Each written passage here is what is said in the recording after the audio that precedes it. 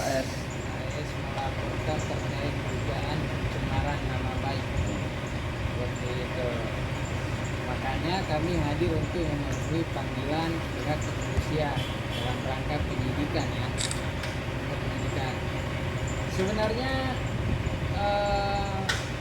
tim penyidiknya dari Polrestabes Medan, tapi karena persoalan jarak dan waktu, makanya kami bersurat ke tim penyidik Polrestabes Medan sekiranya jika diperkenankan agar dapat dilakukan pemeriksaan di wilayah hukum Polda Metro Jaya atau Polda Banten karena terkendala terkait dengan jarak dan waktu. Tapi sekitar 20-an mungkin atau kurang, tidak banyak.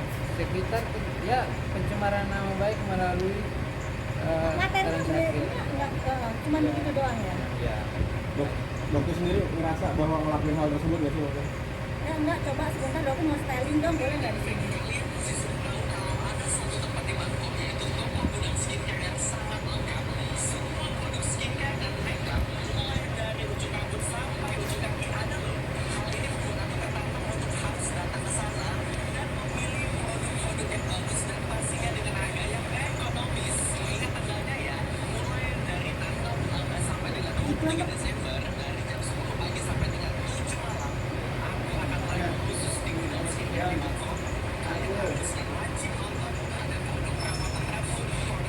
Ya, kalian dengar ya, di sini ada kata-kata dari Bangkok ya, yang Steve Bangkok, dengar semua ya. Jadi saksinya para teman-teman wartawan ya. Ini salah satu ya. Ada materinya di situ ya. Materinya di situ. Jadi intinya kan dokter detektif menyampaikan suatu ungkapan ya di media elektronik terkait dengan kegiatan-kegiatan justiper dari Bangkok itu. Itulah kemudian dilaporkan. Oke Pak, pertanyaan gini, untuk menjadi seorang justiper, apakah tidak boleh profesional atau begini? Syaratnya apa sih menjadi justiper gitu loh? Ini kan produk kosmetik ya. Ya. Produk kosmetik kemudian dimasukkan ke dalam wilayah hukum negara Republik Indonesia. Itu ada prosedurnya, ada ketentuannya. Salah satu ketentuan yang paling dasar adalah setiap produk kosmetik yang beredar di wilayah hukum Republik Indonesia itu harus memiliki izin edar. Kalau datangkan dari Bangkok, apakah punya izin edar dari BPOM RI? Pertanyaannya begitu. Jadi apa yang diungkapkan oleh dokter detektif melalui unggahan media sosial tersebut itu untuk menjaga kepentingan umum, menjaga kepentingan masyarakat agar masyarakat berhati-hati terhadap produk yang belum memiliki izin edar dari BPOM seperti itu. Jadi Badan POM itu Indonesia ya, nggak ada yang namanya Badan POM Bangkok. Badan ya, apalagi seorang dokter. Jadi memang ya sudah menyalahi. Jadi apa yang dokter sampaikan itu untuk melindungi konsumen, untuk melindungi masyarakat Indonesia. Jadi jangan menggunakan nama dokter, akhirnya bisa beli produk kosmetik yang banyak dengan menggunakan kata-kata ini sudah berbadan POM Bangkok. Itu kan sesuatu yang menurut kita semua sebenarnya lucu gitu. Tapi kan kalian tahu giringannya. Ya. Dok, tapi ada niatan juga untuk, ini kan bicara soal etik lagi ya dok ya? Ada niatan untuk ke PBID kan dok? Untuk bawa ini? Itu melalui hukum balik. Tuh, jadi hati-hati aja buat kalian, karena jejak digital itu kan kelihatan banget, bisa diulang kembali gitu ya. Apa yang Doki sampaikan itu adalah fakta, punya data semua, ini salah satu loh jejak digital yang Doki keluarkan tadi 2, belum lagi berapa banyak lagi jejak digitalnya. Jadi yuk jangan pada amnesia semua gitu ya. Oke. Langkah selanjutnya mungkin gimana nih dok? Gimana? Yang bakal diambil? Langkah selanjutnya tentunya kita ikuti perkembangan penyidikan ya. Kalau pihak kepolisian ingin apa istilahnya butuh keterangan tambahan, kita akan kooperatif. Kita akan menghadiri jika masih dibutuhkan. Intinya, terus satu lagi, kami ingin menyampaikan terima kasih yang setinggi-tingginya dan salam hormat kepada tim penyidik dari Polrestabes Medan karena berkenan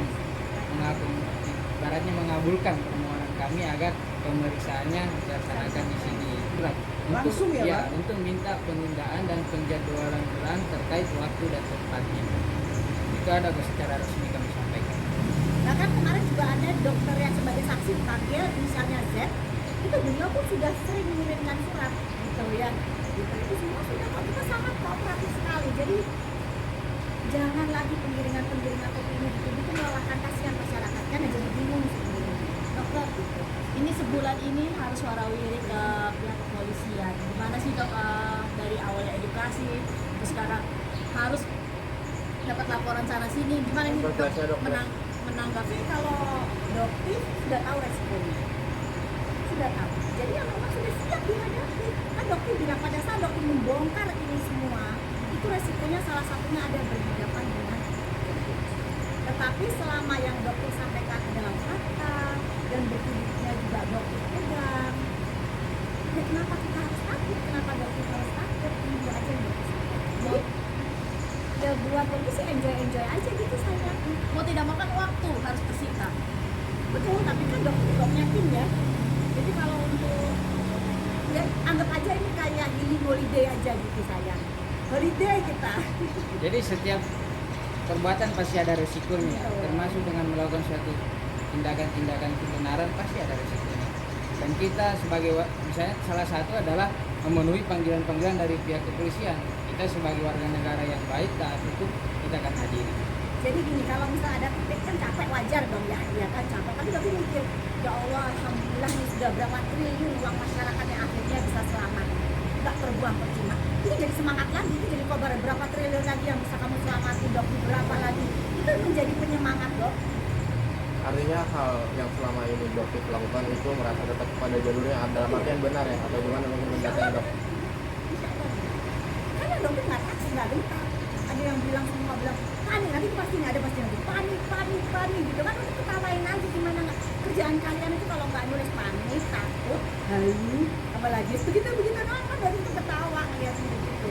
Bukan mental seperti itu. Ya mungkin dokter tetap tersenyum begini, sebentar lagi mau jalan-jalan ya. Ada masalah nggak ngaruh. Dokter juga tidurnya juga pulas sekali, sangat menikmati hari demi hari. Alhamdulillah. Dokter, mungkin terakhir yang soal teman-teman skincare di DPR itu seperti apa sih dokter menilainya sendiri nih teman-teman datang ke DPR? Jadi dokter sih menyarankan ya untuk teman-teman yang di DPR juga sebaiknya jangan dari pihak ownernya doang. Harusnya kan dari pihak korban juga dihadirkan, dari dokter juga iya. Jadi bisa adil gitu. Ini kok dokter melihat kok hanya melindungi owner-owner tertentu, sementara owner-owner yang produknya dokter fokus harusnya dipanggil juga dong. Gitu. Apakah merasa dirugikan dengan hadirnya dokter? Jadi itu kan fair. Begitu juga dengan para korban. Jadi jangan berpihak ke satu sisi. Kita ini sekarang anggota DPR itu kan Dewan Perwakilan Rakyat ya. Gitu loh, bukan Dewan Perwakilannya para owner skincare. Gitu. Jadi seharusnya juga dihadirkan nih reseller, distributor yang sudah merasa dirugikan.